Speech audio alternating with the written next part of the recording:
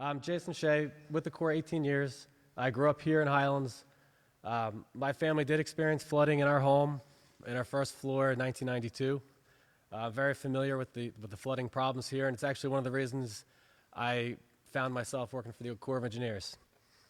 I'd like to start just by thanking the mayor, the Borough Council, Administrator Tim Hill, Borough Engineer Dale Lubner, and the many others taking time to work with us on this project. I know 1 year ago today, you guys were all going to sleep. You know, you all knew you were going to experience flooding problems the next day. It wasn't a matter of if you were going to flood, it was just a matter of how much. I do appreciate a lot of the attention we've been given by the town, and all the people who have helped us since the storm to get us all the information we've needed to keep this project going. Tonight, I'm going to present the Corps of Engineers' involvement in Highlands over the past several years. The main focus tonight will be on what we call a tentatively selected plan, which will be described in detail by Andrew. That plan, as well as 4 others that were considered, are here posted. After the presentation, we'll have a comment period, and I just ask everyone, when you state your name, to please also state your street if you're going to talk about your personal experiences, so we could put it on a map for ourselves. I realize seeing the word study is not welcome news to many of you. However, we have a process to follow required by law. Everything the Corps of Engineers works on is authorized and funded by Congress. We don't choose our own projects. Congress directs us. This study is not something we prepare so it could be talked about as a good idea, wrapped up in a book, and put on a shelf. It's prepared to justify federal expenditures on a project. An Army Corps feasibility study is a decision document. The final report recommends a cost-effective plan that is sent to Congress for them to make a decision on whether to spend federal tax dollars on this project, competing with other projects for funding nationwide.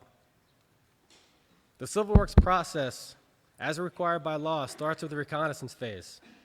I will briefly describe that phase. We have passed it, and a little bit more during the feasibility phase, but that's what we're in right now. Upon completion of the feasibility phase, we move on to detailed design, where plans and specs are developed, and then on to construction.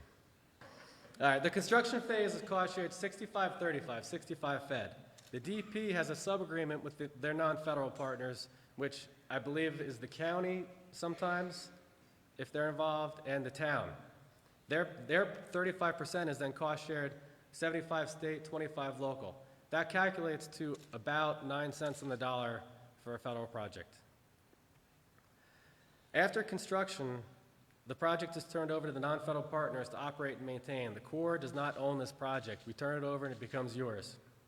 The Corps will inspect this project annually, and if it's maintained as required, we will come back and make repairs whenever it's damaged by storm events. In 1993, the reconnaissance study was focused on Port Monmouth. It was a Raritan Bay, Sandy Hook Bay reconnaissance study looking at several towns. The result was to proceed with more in-depth pre-feasibility studies for Highlands, Union Beach, Leonardo, Keyport, and Cliffwood Beach. Keansburg, East Keansburg, which is now North Middletown, and Lawrence Harbor already had a project in place built by the Corps in the 60s. The reconnaissance phase for the government serves 2 purposes. One, to determine if there is federal interest, meaning, does there appear to be a cost-effective solution here that is within the Corps mission? And 2, is there a local partner willing to cost-share the study 50-50? If we don't meet those 2 objectives, we do not move on to the feasibility phase. New Jersey DEP is the local partner on this and many Corps projects. Without their support since 2001, we would not be able to participate. The study area, as defined back in the reconnaissance phase, is essentially the entire downtown area from Murray's Beach to the bridge. The study area is within the Congressional District number 6 for New Jersey, represented by Congressman Frank Pallone. Thanks to Congressman Pallone for fighting to keep this project alive in Congress in the many lean years Congress has faced recently. If it had not received funding in the past 3 years, it would not have been eligible for the Sandy funding we are currently received. Again, we're in the feasibility phase now. It started back in 2001, but we had very little funding, so we didn't make a lot of progress. I attended a public meeting in 2003, which we proposed a federal project that consisted of raised bulkheads and other features, and it was not fully supported in the town. Primarily at the time, the consensus was the view, which I do understand being a Highlander. At the time, the view was important and the risk of damages was acceptable to many. I don't think anyone anticipated something as big as Hurricane Sandy, and that changed things. We have been fully funded by Congress to complete this study, and we are again seeking public input on the updated plan. Once we, meaning all of us, the Corps, the state, the town, the public, once we view this plan as acceptable, we can update the previous work. We need to take into account the impacts from Sandy and complete the report. Public Law 113-2, it's also known as the Sandy Bill. It funded the Corps projects from Maine to Virginia for necessary expenses related to the consequences of Hurricane Sandy, including funds to complete the Highlands feasibility study. The Sandy Bill provides what I would consider a one-time opportunity for a project. The remaining $1.5 million to complete the study is 100% federal. There's no longer a cost share requirement defined by the Sandy Bill. Additionally, the bill provides us construction authorization. This is important because the traditional process would require, upon completion of a feasibility study, we would need new congressional authorization in a Water Resources Development Act for construction. There have been many bills. There's been many times when that bill has not been passed. In fact, the last act that would have authorized projects was in 2007. So studies that were completed by the Corps after 2007 nationwide are still waiting for that construction authorization. This Sandy Bill provides that for us already. Any study that's funded by Sandy is already authorized for construction once this feasibility study is approved by our headquarters, so there's no lag in time to proceed to the next phase. National Environmental Policy Act, also known as NEPA. All federal projects are required to follow the NEPA process. The idea here is the government, we can't permit our own work. We can't get a Corps permit for a Corps project. NEPA takes the place of that permit action. Specifically, NEPA ensures the study will look to minimize undue and unnecessary adverse impacts to the environment, protect and restore, maintain diversity, productivity, and the quality of the environment. We are also required to have an initial public scoping meeting per NEPA where we solicit input from the public and local resource agencies on our plan. We had that in 2003. Since this study has been revived, we're going to have another public scoping meeting, although not required by NEPA because we had one. We're going to have another one in the spring of 2014 when this plan is more defined. Today's meeting is not the official NEPA scoping meeting, but we're still soliciting input in much the same way. We're going to solicit more input in the spring and throughout our entire study process. We expect to incorporate input to our plan based on feedback from you tonight. We'll provide our headquarters with a more detailed, tentatively selected plan for approval in January, and we'll hold the public scoping meeting after that to show you those changes. For the rest of 2014, we're going to optimize that plan with features and complete a draft report for public and agency review. At that time, which will be around December 14, we'll present the study results at a final public meeting. The feasibility study to date has led us to 5 alternatives that were considered in detail. Alternative 5 was selected and analyzed further into 5 more plans, 5A through 5E. The project engineer, Andrew Zuzalak, will describe these alternatives to you with more time spent on the selected plan, 5E. As mentioned, they're on the wall on both sides. Before he takes over, I'm going to briefly describe the screening process of how we arrived at this plan. Before Sandy, we had estimated the cost and benefits of each alternative.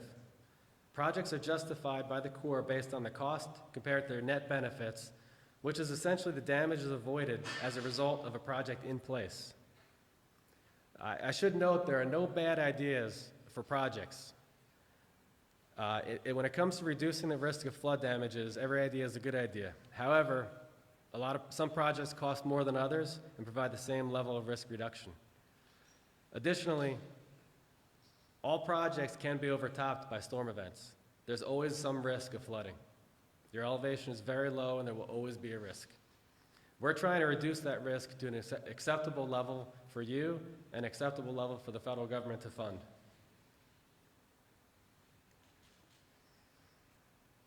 Of the 5 plans we considered, Plan 5 had the highest net benefits and the highest benefit to cost ratio, what we call BCR. Very simply put, every dollar spent is projected that every dollar spent on that project was calculated to prevent $1.50 in future damages. The benefits and damages for this study will be recalculated for alternative 5E.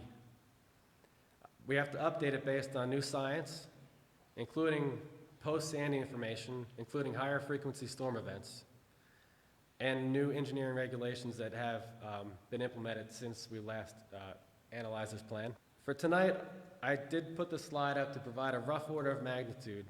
Based on the 2010 analysis, the cost for alternatives 1 to 5 did range from $40 million to $145 million. Alternative 5E at the time was estimated to be $52 million. If you update that to 2013 price levels, that's roughly $55 million. And again, we will be updating these costs and benefits. All right, I'm going to introduce Andrew Zuzulak here to describe the plans that we've eliminated, and then in more detail, Plan 5E, the one we selected. I should note that Andrew moved out of Highlands as a result of Sandy. He was coincidentally living in Highlands when the storm hit, works for the Corps of New York, and his apartment was flooded, and he moved out. Before I go too deep, what I'd like to do is clear out some administrative engineering items that are going to come up tonight. And the first thing is a discussion of elevation. As you walk around the room and you look at heights that are listed on the plans, you will see items that say plus 11 NGVD and plus 13 NGVD, or some permutation of that. And what I want to do is explain to you what that means. So NGVD was effectively the mean sea level in the United States in 1929, okay? What we do is we have to establish a zero that's just like synchronizing your watches in the military. It doesn't matter necessarily that we have the exact time, but we want to make sure everyone's talking on the same time so that when we draw something on a set of construction documents, we can ensure a contractor builds it to that height. And so that we can ensure our hydraulic engineers who are measuring the water levels are looking at the same walls that our structural engineers are ensuring hold that water back. So in the case of our project documents here tonight, we reference the mean sea level in 1929. Now, when we have discussions about mean low water, mean high water, and local mean sea level, those are local terms that basically note how high an average high tide is each day, how low an average low tide is, and what the middle ground is. So if we were talking about mean sea level in Highlands, New Jersey, just out into Sandy Hook Bay there, we're talking about 9 inches above the NGVD 0 that will be referenced on the maps. As you're walking around town and you're trying to get a feel for heights, the existing state bulkhead out on Marine Place is between plus 10 and plus 11 NGVD. The majority of the town, we refer to as the bathtub, is lower than that. We don't start to reach heights of plus 11 or plus 13 until we're in the western section of town on the back side of Shore Drive as we're about to walk up the hill. That's when you start to see plus 11 in those back parking lots there behind the condos. And then you'll hit plus 13 as you start to hit that sheer face of the cliffs there. Okay, so those are just some general terms so that you can keep in your head as we're discussing some of these plans here. And as I said before, I'm the project engineer, so I'm not the technical expert on all of these items. We have a team of engineers back at the office, so if there's any questions that stump us tonight, we're going to take all those, we'll take them down and we'll get a written response back. In the upper left corner, you'll see a raised roadway. That is exactly what it sounds like. We would raise the level of the road to a certain elevation so that it's passable in a flood event. On the right side of the screen, you see a flood wall or raised ground. So when we're talking about raised ground in some areas of the project, you're talking about something similar to that. It's not necessarily going to be vegetated. It won't definitely have grass on it. And for the most part, when we're talking about it in terms of our project, there's going to be some sort of structural core there. So it's not just a pile of fill. There's a core material that holds it in place and provides a lot of that structural integrity. The next thing we're going to discuss is bulkheads. A lot of us in town are probably pretty familiar with that. They're just standard, they're a standard sheet pile wall. There's not much to it. It's just basically a wall, okay? The next thing we're going to discuss are what are referred to on the plans as gates. They can be outfall flap valves. Some of you see them I was talking to a gentleman earlier tonight. He was noting that the outfall flap valve in front of his house is always open. That's not the plan for our projects here, okay? And then what you see in the lower portion there is a duct build valve, and that those two valves serve the same purpose. The main thing is to prevent water from flowing in, but allowing water to flow out when you get enough pressure behind it. So what we'd be talking about is the ability to let rainwater out when necessary, but preventing those tidal surges. So we all know, during a nor'easter, at high tide, you don't want water coming in and flooding you from the back bays or the river flooding. And then the final picture there is just a raised ground surface, again, a grass berm with an interior flood wall. The first alternative that was discussed and screened out was an update of the pre-feasibility plan. It basically consisted of standard bulkhead, almost the entire length of the town, and then as we moved to the eastern end of town by Shrewsbury Avenue, by the Windansea and east of there, we were looking at removable flood walls. Now, we can go back later into why certain alternatives were screened out, but basically they didn't show the same amount of benefit to cost ratio and the amount of net benefits as the tentatively selected plan did. Alternative 1 included movable flood walls. I know a lot of folks have questions about those. They have an operations and maintenance component with them, so someone must be responsible and take that responsibility for opening and closing them whenever the tides require it. They're sometimes frowned upon because if they're closed and you have an event, it's like they're never even there. So I know we'll have that question probably come up later. Alternative number 2 was what we called our non-structural plan. Our non-structural plan basically utilizes a computer algorithm from a software program where we take a structural inventory of all the buildings in the project area and we input information such as the ground elevation, the main floor elevation, the first floor elevation, and the type of structure that you actually have. That computer program then basically spits out a series of solutions that explains what the best way forward is for each individual structure. So you may have things such as wet flood proofing, which allows for water to flow in and out of a structure, dry flood proofing, which prevents water from flowing in, or elevation of the structure itself.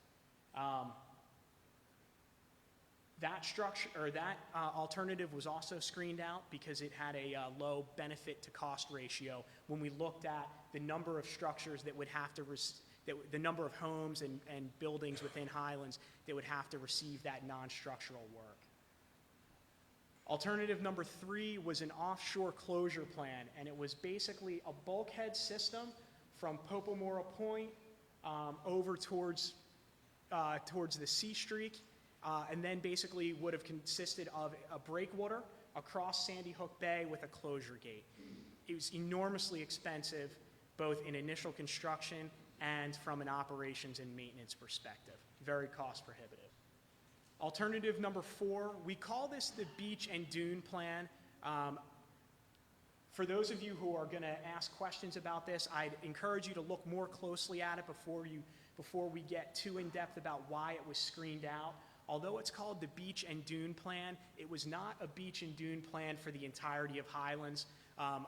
Whenever possible, we look for softer solutions or what we would call greener solutions. This actually was only a beach and dune plan in the western portion of town, between Willow Street and the C Street area. So it was not basically going to be ringing the entire town with a protective berm like we would see in Seabright or Monmouth Beach. We weren't going to have that kind of solution here. We then moved on to Alternative 5.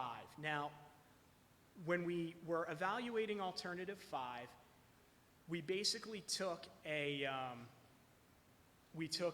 hard structural plan that was consisted of different iterations of bulkheads, closure gates, and the like, and we separated it into little pieces so that we could pull one piece out and implement a different solution and then rerun the analysis.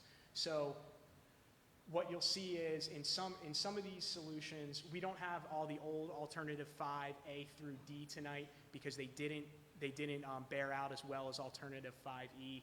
But basically, we made different iterations of fabricated flood walls, eye walls, bulkheads, movable gates, non-movable structures, just to see how they would perform against the storm event we were talking. Now I'll move into Alternative 5E, which is the selected plan. We're going to talk about town by reaches. Reach 1 is Locust Street to Snug Harbor Avenue. Reach 2 is Snug Harbor Avenue to Seadrift Avenue, and that's basically along the existing state bulkhead along Marine Place. Reach 3 is Seadrift Avenue to the Wind and Sea, and then Reach 4 is the Wind and Sea to the Highlands Bridge. As we look at Alternative 5E, what you'll see is down at Popomora Point, we start to tie into existing high ground with elevated ground. And the purpose of that is to create the beginning of our line of protection, tying into a piece of high ground and establishing high ground around our protected area. Once we get out towards the shore, we transition to a raised ground surface that is 13.5 feet above NGVD. Okay, so that's plus 13.5. As we continue to move east, we move to an onshore dune barrier with a buried revetment at plus 13.5. That dune barrier with a buried revetment is basically a sheet pile wall with a sand dune over top of it, okay? As we move east from there, we get out in front of the condo complex. I can't remember the name of it, forgive me, but that condo complex currently has a bulkhead there. What we're talking about is a taller bulkhead at plus 13.5, and those little dots on there are toe protection. So basically, we would put additional protection at the foot of the wall. It would be armor stones, large rocks that basically prevent wave action from eating away at the sand and the soil below the wall that would scour it and undermine the wall. So that's a bulkhead that needs toe protection. We continue to move east. We look at more onshore dune barrier. As we move into Reach 2, we're looking at the Marine Place area, capping the existing state bulkhead. Capping it means we would basically add to the height of the existing state bulkhead, and then we would cover it with some material like a lean concrete or something to that effect to ensure that it behaves as one wall instead of two walls. Those of you who've done any work around the house know the key thing if you're trying to raise up a brick wall is to make sure your next layer up is tied into your layer below, or it'll just tip right over. And then it'll also provide for some corrosion protection. Now what you see here is that we're moving to, instead of an elevation of plus 13 or plus 13.5 that we saw towards Popomora Point, we've dropped down to plus 13. And we're going to see that as we move along the different reaches now. And so for those of you that are curious about that, the elevations are driven by the wave damages that we expect in different areas of the project. If you just walk the short 8,000 foot length, you can have a significantly different amount of wave action that occurs because the east end of town is very much protected by Sandy Hook. But then when you get out to the west end of town towards Popomora Point, you start to have a little bit more fetch, which is that area the wind can blow over to pick up some wave action basically inboard of Sandy Hook and create additional wave damages there. We also do an analysis that once we've decided what type of protective material is most suitable there, because each type of protection is going to behave differently when it's hit by a wave. So a levee that has a bit of a slope to it is going to be able to withstand a little bit more of wave action because it's going to break down that wave force. Whereas a sheet pile wall is going to take all of that wave force at once and it's going to rise straight up. The third thing we take into account is how close the structures are to just behind our level of protection.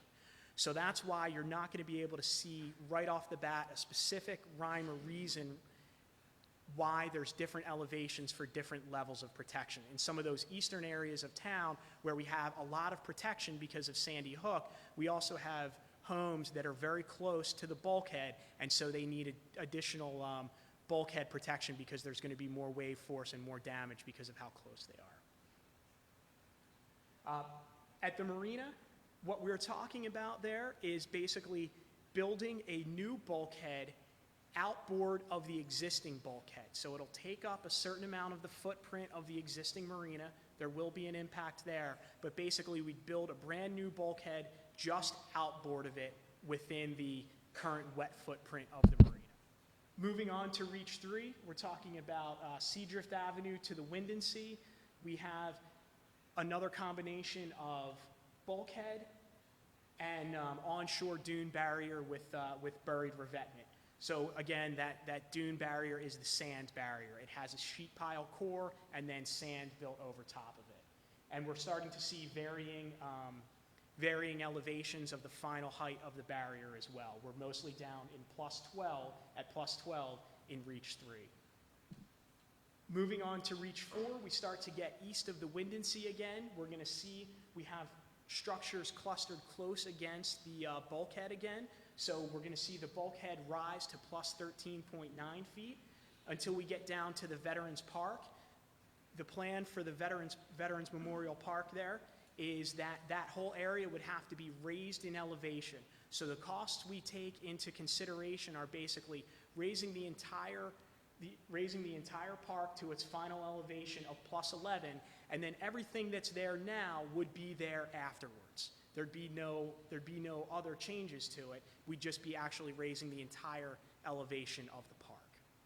And then we'd finish by tying into a raised roadway, moving up towards the traffic circle by bars. So I'd like to thank everyone for your time. I'll leave this slide up there. This is all of our point of contact information. For the Corps of Engineers, I'll remind everyone Dave Gentili is our primary point of contact.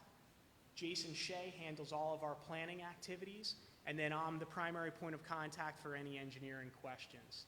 I'd like to thank you all again, thank our non-federal sponsors, and Mayor Nolan. Thank you. Let's thank Jason and his team.